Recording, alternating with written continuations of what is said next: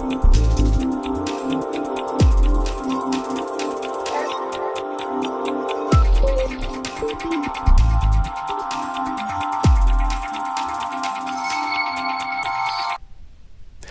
sommes très heureux de vous retrouver sur Média TV Afrique. Soyez les bienvenus dans le Talk Afrique.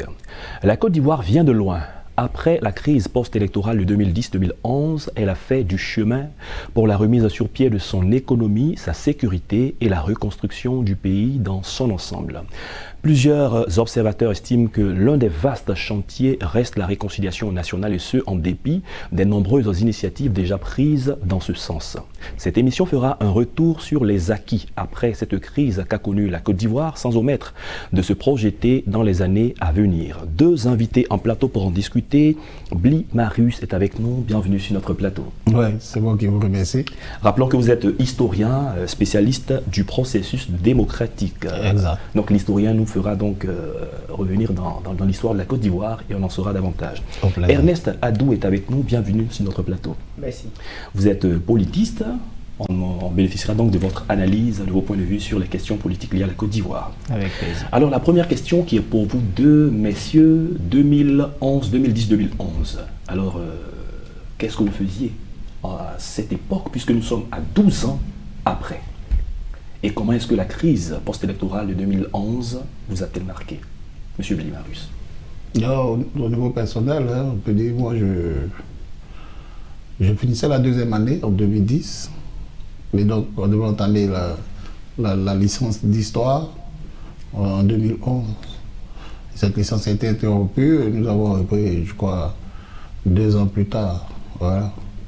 Donc, nous étions étudiants en cité universitaire, brutalement. Voilà. Et à cette période-là, il y a la fermeture des universités en Côte d'Ivoire. Oui, fermeture des universités, des résidences universitaires. Donc, nous sommes sortis brutalement et ça nous a marqué parce que nous sommes sortis, on a abandonné nos documents d'histoire, des documents importants, nous avons abandonné je vais dire, tout ce qui représentait l'université pour nous en ce moment. Donc, très bien, la même question pour vous, Ernest Adou. Aujourd'hui, vous êtes politiste, mais 12 ans en arrière, non? 12 ans en arrière, en 2011, moi j'étais en classe de première. Encore élève? Oui, encore élève à Yopougon. Donc on a vécu la finale de la crise post-électorale chez nous. Nous sommes passés à côté des balles. Et par la grâce de Dieu, nous sommes là aujourd'hui.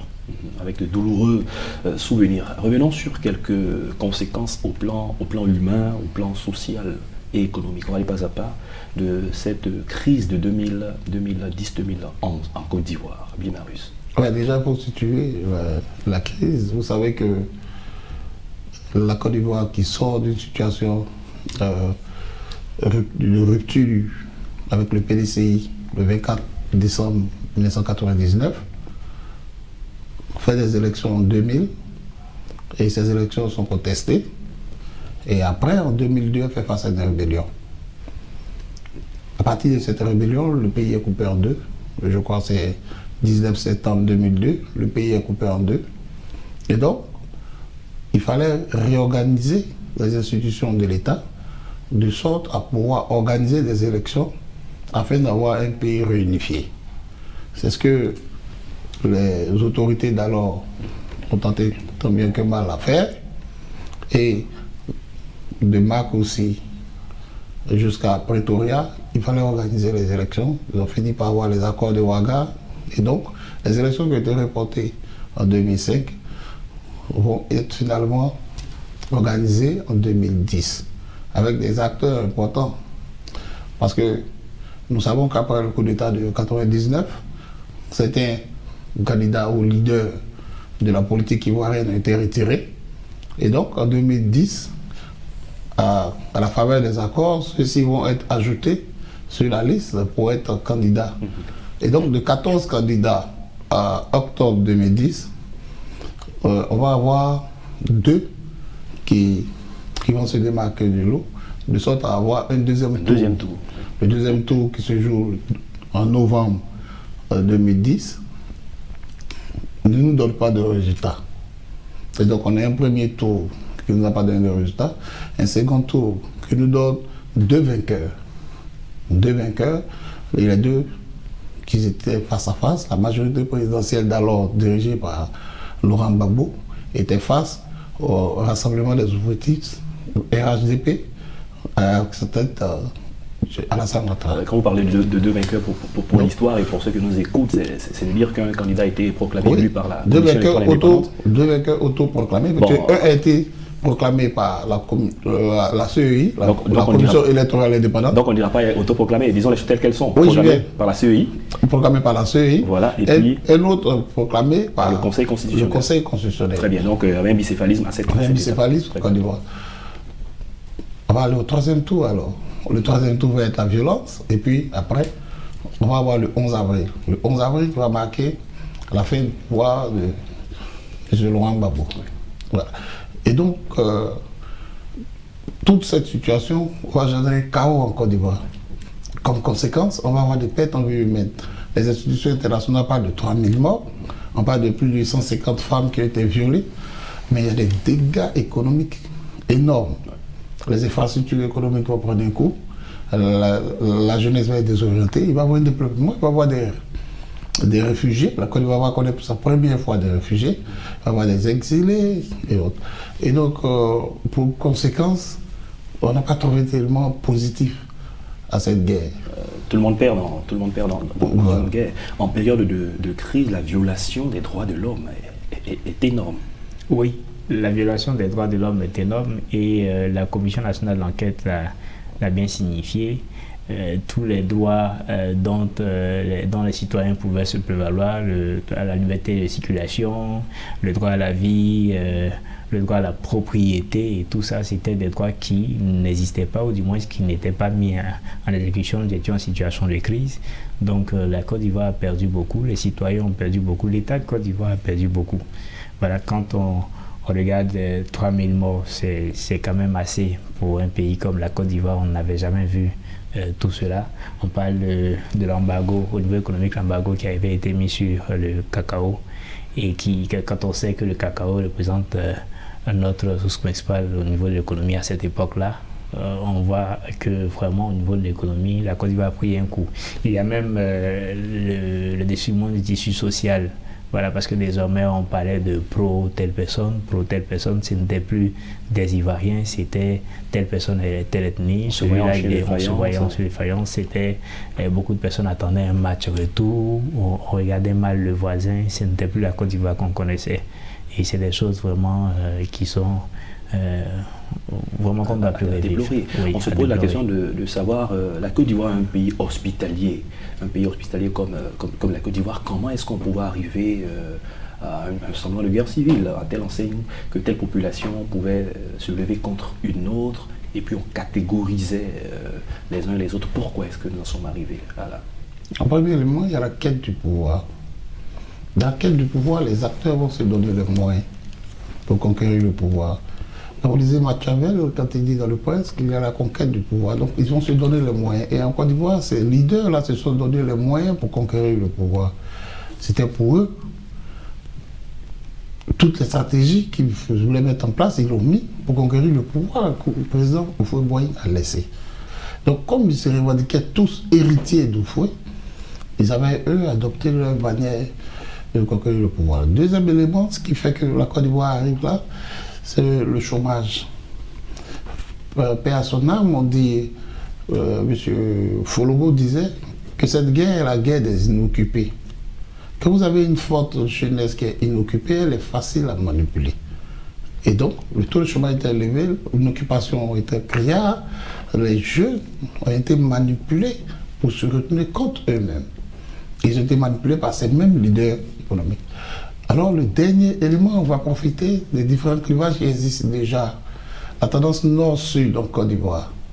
En Côte d'Ivoire, on a un sud qui est développé, un sud qui était développé parce que les choses ont évolué dans le temps où nous sommes actuellement. Un sud qui était vraiment développé et il y avait un contraste entre le sud et le nord en termes de développement. Il y avait aussi l'exode vers le sud. Parce que ce sud développé attirait. Et même le sud avait le poumon de l'économie. Donc tout ce qui était agriculture, tous les produits agricoles pouvaient être écoulés en passant par le sud avec les deux ports qu'on avait et puis l'aéroport qui facilitait les autres transactions. Donc vous voyez que ces inégalités régionales vont s'ajouter à la quête de pouvoir, aux volontés politiques. Et puis, vous allez voir que la situation économique va favoriser, sur l'ensemble ajouté aux deux premiers précités, va favoriser un contexte médiocre, délétère, qui va nous amener à une crise pré-électorale. Et les élections vont être compétitives parce que toutes ces inégalités, tous ces problèmes vont être exprimés dans les urnes. Alors donc, qu'est-ce qui va faire le bûcher? Ce qui va faire le bûcher, c'est simplement l'organisation des élections. Si ces élections étaient organisées de façon transparente, on allait avoir peut-être un résultat de l'unité de ce pays retrouvé comme Houphouët-Boigny l'avait laissé. Mais comme elles n'ont pas été organisées de façon transparente, je le dis parce qu'en tant qu'historien, je remarque seulement que les différentes parties ont crié aux élections frauduleuses. Les différentes parties. Donc, nous, on peut seulement constater qu'il n'y a pas eu une organisation transparente. S'il y avait une organisation transparente, les différentes parties allaient acclamer, comme ça se fait au Bénin, comme ça se fait au Sénégal, comme ça se fait dans les pays démocratiques en Occident. Voilà, donc, l'organisation des élections n'étant pas transparente, on va avoir seulement le mobile pour arriver à la guerre. Voici comment les Ivoiriens sont arrivés 2 coups d'État à la rébellion. Non, je veux dire 2 coups d'État à la guerre en 2011, 5 mois de guerre en passant par la rébellion de 2002. D'accord, très bien. Nous sommes aujourd'hui en 2023. Comment est-ce que le pays progressivement se relève? Pour emprunter les propos d'un ministre de la Côte d'Ivoire, il disait qu'en 2010-2011, la Côte d'Ivoire était à genoux. Donc comment ce pays se relève pour qu'aujourd'hui nous en soyons là? La Côte d'Ivoire était à genoux, c'est un constat qu'on a tous fait, on l'a dit tout à l'heure, au niveau économique comme au niveau social. Et donc de 2011 jusqu'à ce jour, ce que le gouvernement a fait, c'est la reconstruction de ce pays, tant une reconstruction au niveau des infrastructures, mais reconstruction au niveau social, en parlant de réconciliation. Et donc le gouvernement a posé des bases de réconciliation. Nous revenons sur la réconciliation tout à l'heure. Ok, c'est des choses qui ont été faites. Et donc le pays de 2011 jusqu'à aujourd'hui, on voit une certaine évolution, comme je le disais, tant au niveau des infrastructures qu'au niveau de la cohésion sociale. Parlons de l'aspect aussi sécuritaire. Oui, au niveau de l'aspect sécuritaire, je pense qu'il y a eu des progrès, mais la Côte d'Ivoire étant en Afrique de l'Ouest fait face à d'autres systèmes, à d'autres défis sécuritaires comme l'extrémisme violent et le terrorisme. On a senti parfois aussi les enfants confiés avec la loi, etc. etc. Bon, au plan sécuritaire, c'est quelque chose de très très important. Durant ces 12 années, quelle évolution est-ce que vous avez constatée au plan sécuritaire? Non, mais la sécurité va être à 2 volets. À l'intérieur du pays, on va dire que la sécurité s'améliore. Parce que vous savez qu'on ne peut pas sortir d'une crise sans conséquence. Dès qu'on a eu une crise post-électorale, tous ces jeunes, vous savez, je dis qu'on parle de 1999 à 2011. Tous ces jeunes vont aller vers l'âge adulte. Et sur laquelle ils vont connaître la crise de 2011, ils vont être marqués psychologiquement. On va avoir la délinquance juvénile qui va se développer. On en a parlé, hein, les enfants en conflit avec la loi, qui ont été appelés de microbes en Côte d'Ivoire. Et puis, on a vu en 2017, avec la menace militaire qui s'est exprimée à Bouaké carrément, en présence des milices d'Envoyé et autres. Donc, vous savez qu'au niveau sécuritaire, aujourd'hui, en 2023, on peut dire qu'il y a une amélioration de la sécurité intérieure. Ah oui, mais comme il a dit tout à l'heure, la Côte d'Ivoire se trouve dans la sous-région, et la sous-région connaît une menace djihadiste, avec les pays frontaliers que nous connaissons. On voit même dans le nord du Bénin, aujourd'hui, on parle de menaces terroristes. Donc la Côte d'Ivoire est aussi face à cette situation qu'il faut gérer. On a connu Grand Bassam, avec les attaques terroristes. On a connu Kafalo, dans le nord du pays. Et donc, face à cette menace terroriste, nous pouvons dire encore que la sécurité en Côte d'Ivoire à l'international est aussi en train de s'améliorer. Oui, puisque l'État fait beaucoup d'efforts à travers le déploiement et puis... oui, il y a le déploiement, il y a même la base de Jacquesville qui a été faite, l'Académie de lutte contre le terrorisme. Voilà, donc il y a l'amélioration et je pense que Si le pays continue comme ça, on peut arriver à une sécurité. Parlons du volet réconciliation, puisque vous l'avez abordé tout à l'heure. Selon une étude de l'APDH, qui est l'Action pour la protection des droits de l'homme, une étude qui a été faite pendant 18 mois dans 13 villes et 13 villages, elle portait sur Côte d'Ivoire réconciliation nationale. Où est-ce que nous en sommes? Alors dans les résultats, on parle d'une faible volonté politique, les initiatives du gouvernement jugées peu efficaces. Alors vous qui êtes analyste politique, quel est votre point de vue sur l'évolution de ce chantier de la réconciliation jusqu'à ce jour? Mon point de vue, vous voyez, quand nous étions en 2011, est-ce que l'État de Côte d'Ivoire privilégié au niveau de la réconciliation, c'était une réconciliation par le bas? Donc l'État demandait aux citoyens de se réconcilier. Il y avait des missions à l'intérieur du pays, dans les villes du pays, pour essayer de réconcilier des personnes qui se sont levées à cause des dirigeants politiques. Donc l'État n'a pas voulu commencer par le haut en réconciliant les acteurs politiques pour qui les gens se sont battus, se sont déchirés, mais l'État a demandé aux populations elles-mêmes, entre elles, d'essayer de se réconcilier et tout ça.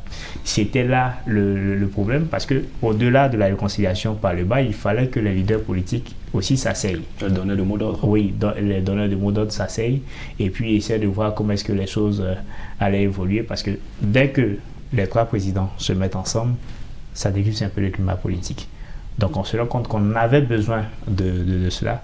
Et heureusement, aujourd'hui, on a les différentes phases de dialogue politique qui ont eu lieu. Il y a le ministère de la Réconciliation qui est là, qui est un ministère qui, selon moi, n'a pas encore, je crois, bien pris son portefeuille ministériel lui en main, mais le dialogue politique qui a sa 5e phase, il y a eu les conclusions, les rapports qui sont sortis, peut quand même amener le pays un peu plus loin.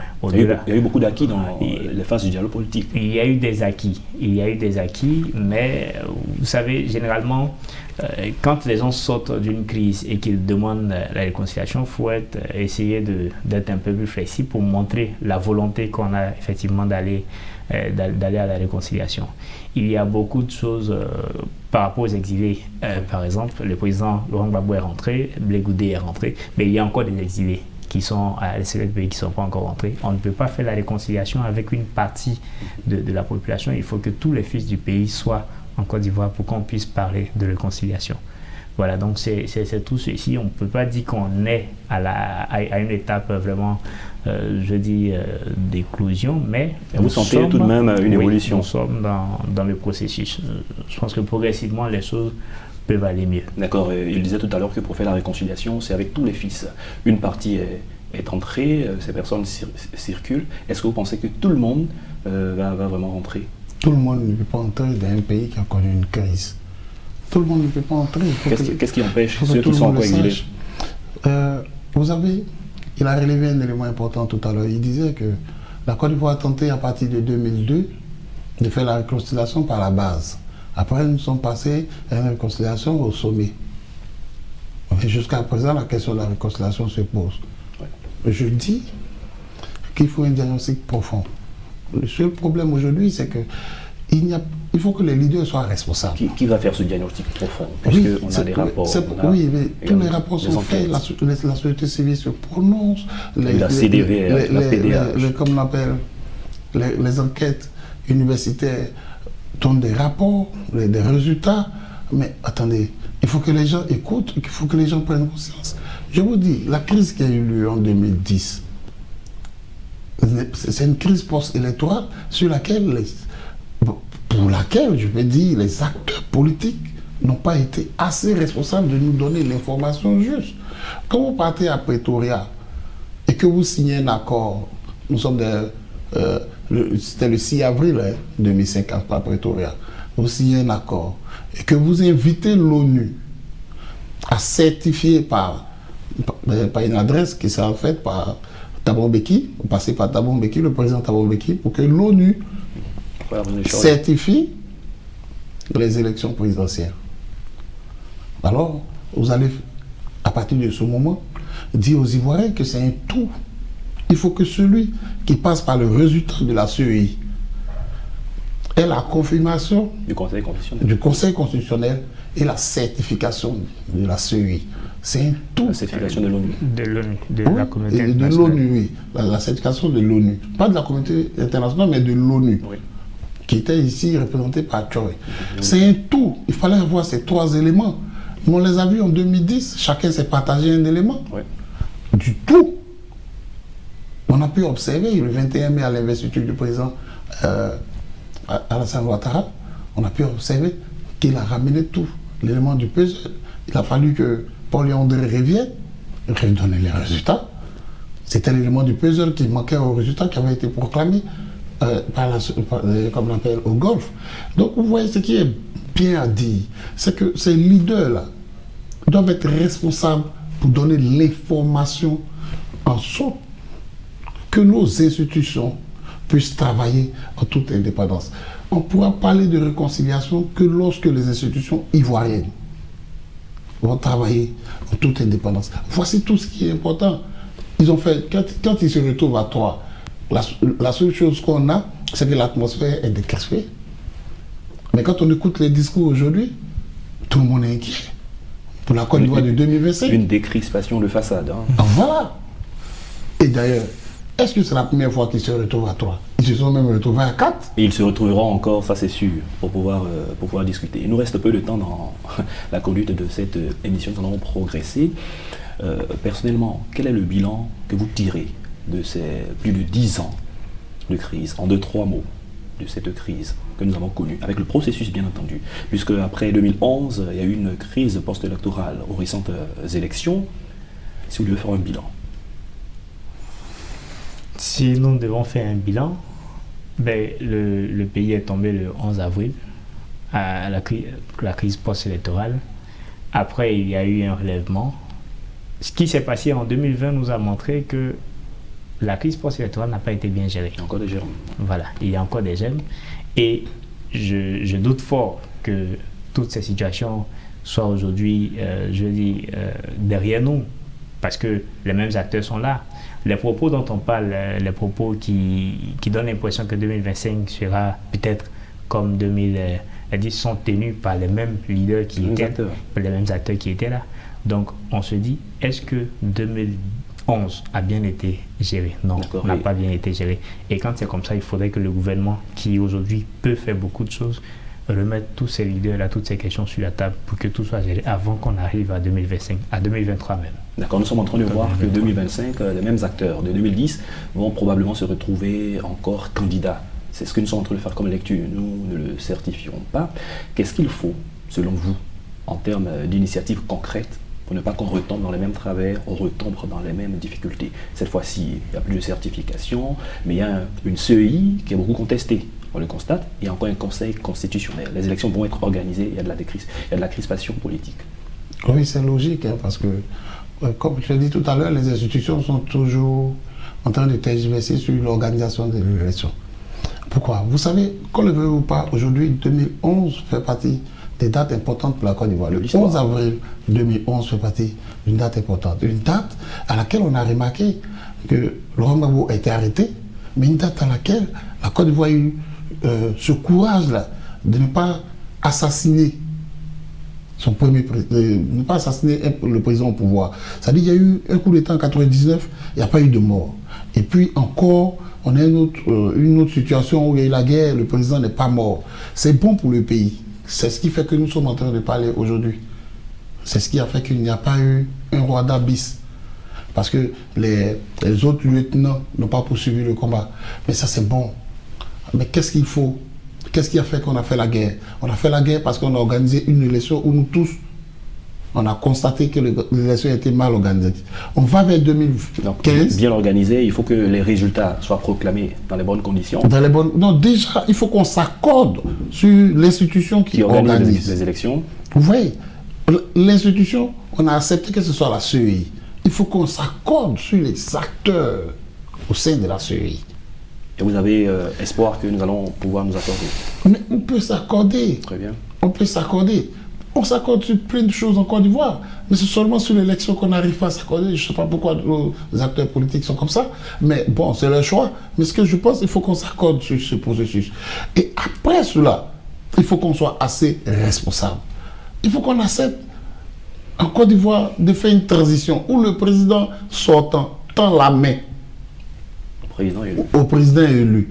Pourquoi on passe à une nouvelle république? Ou bien pourquoi on passe à une nouvelle équipe? Il faut qu'il y ait de la transition et de l'alternance. Pour que cela soit fait, il faut que nos acteurs politiques soient responsables. Très bien. La dernière question, est-ce que les jeunes de 2000, ceux qui ont donné de leur poitrine, toutes les personnes qui étaient dans les rues, qui ont porté haut les différents mots dans des différents candidats, sont-ils prêts, encore en 2025, à pouvoir accompagner leur leader s'il y a difficulté?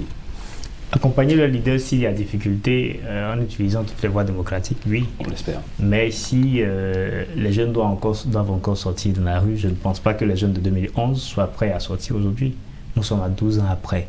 12 ans après, je le disais, ce sont des pères de famille, c'est des personnes qui ont beaucoup d'engagement aujourd'hui, qui ne peuvent vraiment pas faire ce qu'ils ont fait il y a 12 ans.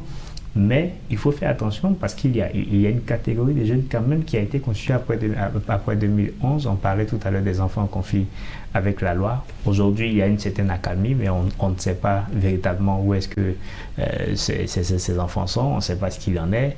Et puis, au-delà de ça, il y a encore des jeunes qui aujourd'hui sont là, dont on ne sait pas trop comment est-ce qu'ils vont se comporter parce qu'ils n'ont pas connu 2011. Ils sont arrivés aujourd'hui, ils sont tout fougueux avec tout ce qui est la drogue et tout ça.